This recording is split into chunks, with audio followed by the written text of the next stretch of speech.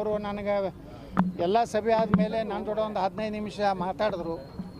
ನಾನು ಹೇಳಿದೆ ಯಾವುದೇ ಲೋಕಸಭೆಗೆ ನಾನು ಸ್ಪರ್ಧೆ ಮಾಡೋದಿಲ್ಲ ಮತ್ತು ನನಗೆ ಕರ್ನಾಟಕದಲ್ಲಿ ಚುನಾವಣಾ ಪ್ರಚಾರದ ಜವಾಬ್ದಾರಿ ಕೊಡ್ರಿ ಪ್ರತ್ಯೇಕವಾಗಿ. ನಾನು ಇಡೀ 28 ಲೋಕಸಭೆಯಲ್ಲಿ ಪಕ್ಷದ ಒಂದು ಕೆಲಸ ಮಾಡ್ತೀನಿ. 28 ಲೋಕಸಭೆ ಗೆಲ್ಲಿಸುವಂಥ ಪ್ರಾಮಾಣಿಕ ಪ್ರಯತ್ನ ನಮ್ಮ ಏನು BJPಯ ಎಲ್ಲ ಕಾರ್ಯಕರ್ತರು ಮಾಡ್ತಾಯಿದ್ದಾರೆ, ನಾನು ಮಾಡ್ತೇನೆ ಅಂತೇಳಿ ಅವರಿಗೆ ನಾನು ಭರವಸೆ ಕೊಟ್ಟಿದ್ದೆ.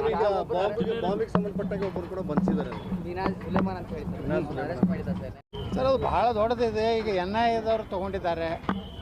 ನಿಶ್ಚಿತವಾಗಿಯೂ ಇದು ಭಾಳ ದೊಡ್ಡ ಜಾಲ. ಇದು ವ್ಯವಸ್ಥಿತವಾಗಿ ದೇಶದಲ್ಲಿ ಒಂದು ಅಸುರಕ್ಷತೆ ಅಭದ್ರತೆಯನ್ನು ಮಾಡಬೇಕು ಅನ್ನೋಂಥ ಸಂಚು ಏನಿದೆ, ಪಾಕಿಸ್ತಾನದ ಇರ್ಬೋದು, ISI ಇರ್ಬೋದು, ಅವೆಲ್ಲ ಲಿಂಕ್ ಅದಾವೆ. ಎಲ್ಲ ಏನು PFI ಇವೆಲ್ಲ ಏನು ಚಟುವಟಿಕೆ ಅದಾವಲ್ಲ, ಅವ್ರದ್ದು ಒಟ್ಟೆ ಗುರಿ 2047ಕ್ಕೆ ಭಾರತವನ್ನು ಇಸ್ಲಾಂ ರಾಷ್ಟ್ರ ಮಾಡಬೇಕು ಅನ್ನೋಂಥ ಉದ್ದೇಶದಿಂದ ಈ ರೀತಿ ದೇಶದಲ್ಲಿ ಅಶಾಂತಿಯನ್ನು ಇವತ್ತು ತರುವಂಥ ಕೆಲಸ ಮಾಡಿದರೆ, ಅದರಲ್ಲಿ ಕರ್ನಾಟಕದಲ್ಲೇ ಇದು ಏನು ಆಗ್ತಾ ಇದೆಯಲ್ಲ, ಇದು ಈ ಒಂದು ಕರ್ನಾಟಕ ಸರ್ಕಾರದ ಒಂದು ರೀತಿ ತುಷ್ಟೀಕರಣ, ಮುಸ್ಲಿಮರನ್ನ ಸಂತೈಸಲಿಕ್ಕೆ ಮಾಡ್ತಿರುವಂಥದ್ರಿಂದ ಅವರಿಗೆ ಮತ್ತಿಷ್ಟು ಸ್ವಾತಂತ್ರ್ಯ ಸಿಕ್ಕಂಗಾಗಿದೆ.